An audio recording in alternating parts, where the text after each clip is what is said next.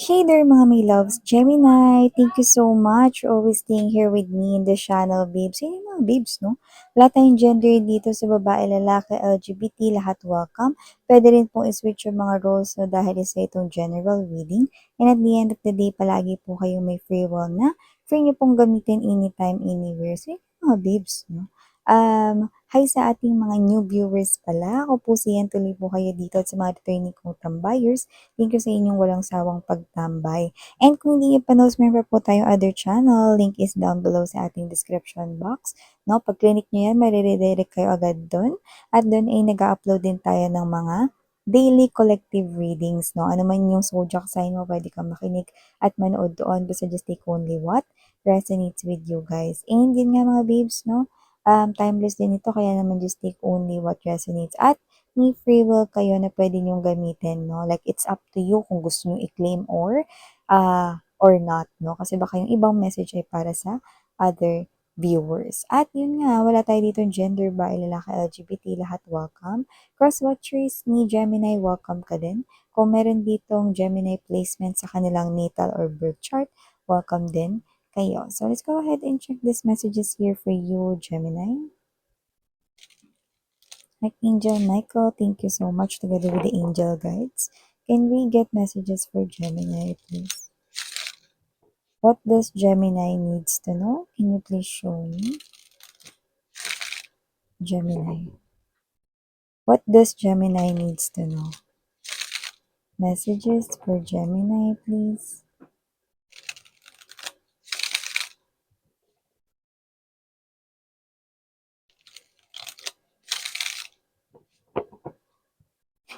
Okay, so tinanan natin kung ano ang mga mensahe para sa iyo, Gemini. So guys, you do have here the 9 of Pens. Nandito din, 8 of Mugs or the 8 of Cups energy. By the way, yung 9 of Pens, 9 of Swords. Artist of Records is the the King of Pentacles energy. Pero munti ko nang banggitin yung Knight. So, it means that there is someone here na nagpapakita rito ng sincere na kanyang feelings for you guys. No? Meron siya ritong nararamdaman na feelings para sa'yo. So, alamin natin kung new love yan or kakonik na ninyo. No? Ilatag muna natin lahat. We have here the Justice energy.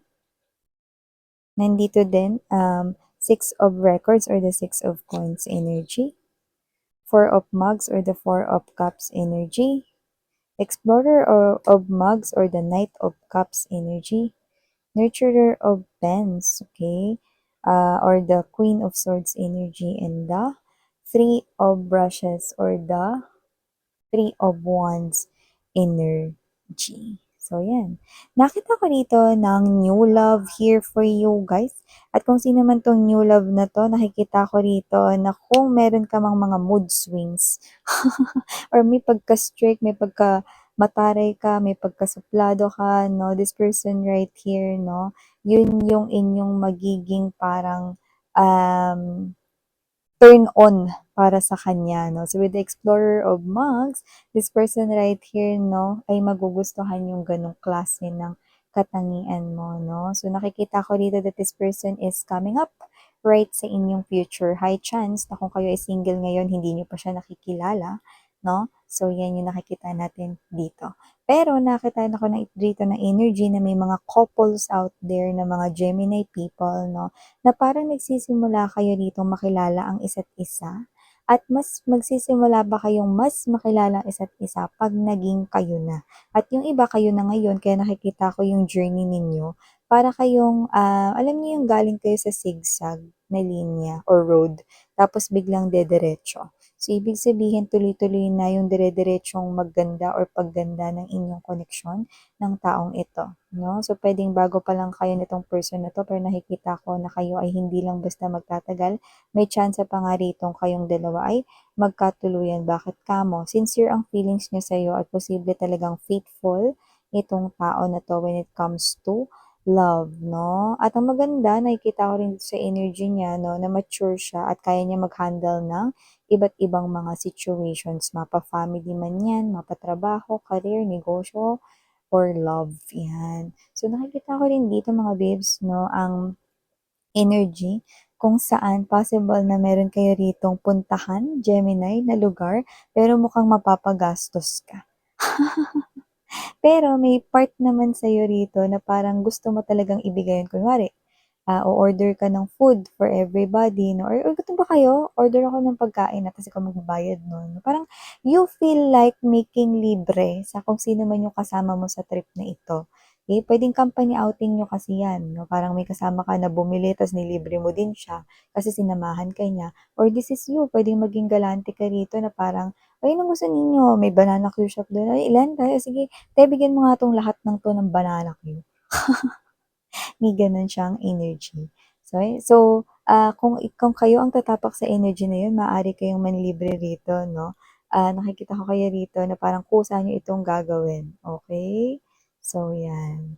So, maliban dyan, nakita rin ako dito, no, ng intention na posibleng um, meron dito yung bago pa lang sa trabaho at gusto rito maging regular diyaan, no? So, nakikita ko rito na possible na mas maging open ka sa mga bago mong kasama para magkaroon kayo ng harmonious connection sa loob ng workplace or sa company na pinagtatrabahon mo or between you and your colleagues, mga kasamahan sa trabaho, no? At yung iba naman dito mga babes, so nakikita ko rito na makakagain ka ng maraming friends dahil diyaan. Yan, no? Yung iba naman, pwedeng hindi kayo bago sa trabaho na yan, pero gusto mong i-maintain ang iyong connection, no, with those mga katrabaho. Kasi yung iba parang hindi mo nakatrabaho ngayon.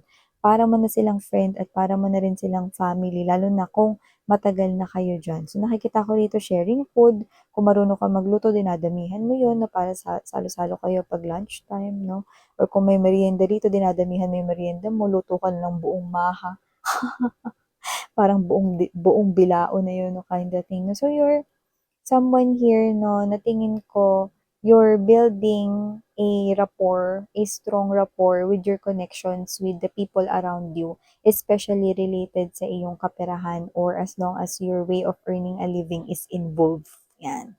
So, nagkakaroon ng balance dyan. Actually, nakikita ko ditong gumaganda ang iyong energy sa kaperahan, no? Parang paganda ng paganda habang lilipas ang mga darating na mga buwan, no? So, sakto lang yan kasi nakikita ko dito yung iba parang may bibilhin kayong may kamahalan dito. You know? Kung ano yun, pwedeng material gains like cellphone, gadget, no? Or latest products, no? Sa market.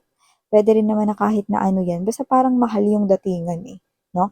Pero mabibili mo pa rin yan. Yan. At nakikita ko rito, no, na meron ditong gustong maitama ang kanyang pagkakamali with the Nine of Swords energy, pero nabanggit ko yung Nine of Wands. So, possible na kung sino man tong energy na to, medyo pagod na siya rito. You know? Pwedeng paulit-ulit na rin tong lumalapit sa inyo, pero possible na hindi nyo siya pinapansin. Or hindi pa siya lumalapit sa inyo, pero apakadami niya ritong gustong sabihin. Okay? Nine of Swords right here, no, mapasama sa justice is an indication na this person wants to clear some kind of air with you.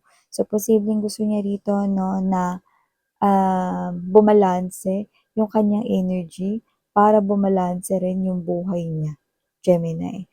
Guilt, yung nakikita ko sa kanya. Guilty siya about something. It could be a past mistake or fault na nagawa niya sa inyo. Actually, it gives me that sin, no? Kasalanan thing. So, may kasalanan siya sa inyo na guilty siya about that. So, pwedeng maraming gustong sabihin, di alam paano sabihin, or nakikipag-communicate na sa'yo pero walang response sa'yo, mula sa'yo. Okay? So, nakikita ko rito na kung yan man ay hindi alam ko anong sasabihin, possible pa rin yan na kumonekta sa'yo, no? Pero medyo matagal pa. Like, sabihin na natin, no, sa kalagitnaan pa yan ng year 2025, no? Pero, kung dito naman, kung ang tanong ninyo kung susukuan na ba kayo niyan or titigilan na kayo sa pakikipag-communicate niyan sa inyo, hindi ko pa nakikita yun sa sabaw ng pusit. Dahil tuloy-tuloy pa rin dito ang kanyang pagsisend at pakikipag-communicate sa'yo kahit hindi ka nagre-response. Yan, no? Dahil ang gusto niya rito ay pakinggan mo yung sasabihin niya. Yan. Okay? Pero hindi yun yung pinaka gusto niyang mangyari. Ha? Gusto niya pakinggan mo yung sasabihin niya. pero gusto niyang magkaayos kayo at unti-unting manimbalik ang dati ninyong connection or samahan. Sabi ko nga sa inyo, it's up to you. May free will kayo. Yan. Kung magbabalak ng negosyo na may kinalaman sa pagkain at inumin, go push mo na daw yan.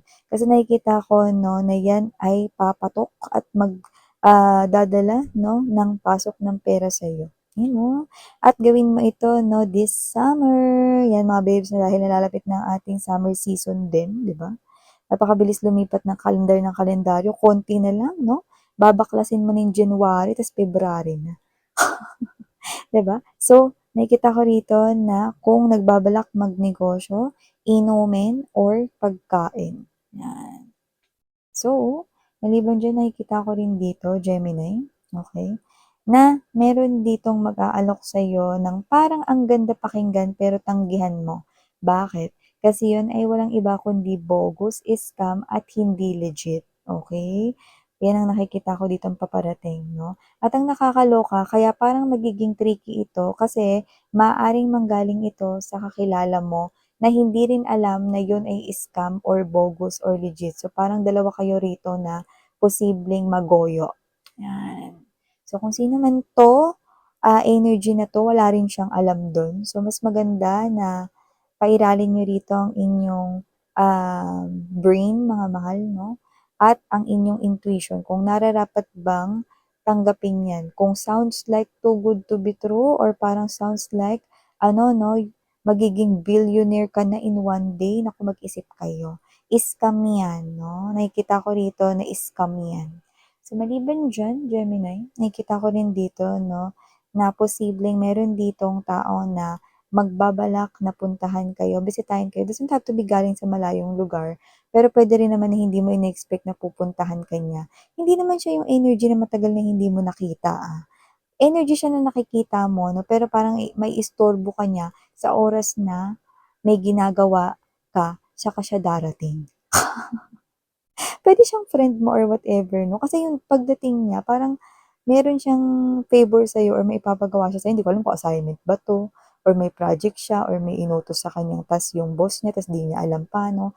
Like, may istorbo ka talaga niya. Yan, no? So, parang para makapaghanda ka, no? Para magawa mo na rin yung advance yung iba mong ginagawa. No? Para pag inistorbo ka niya, di ba? Hindi mai-interrupt yung ginagawa mo. Yan. Yan o, parang ding dong, may doorbell no? Ay, ako nga pala 'tong taray, 'no? Tapos hindi mo alam ipapagawa niya sa'yo, kakain din ng oras mo, 'di ba? So, para maiwasang mangyari yun, which is hindi pa naman nangyayari, 'no, gawin niyo na in advance, 'no? Dahil nakikita ko rito na yung ginagawa ninyo, pinagkakaabalahan ninyo ay parang kailangan niyo na ring matapos, 'no? Pero yun nga, umikse na itong friend niyo or itong kakilala ninyo, no? So, 'wag nating i-suggest yung ibahin ng address para parang hassle yun, 'di ba?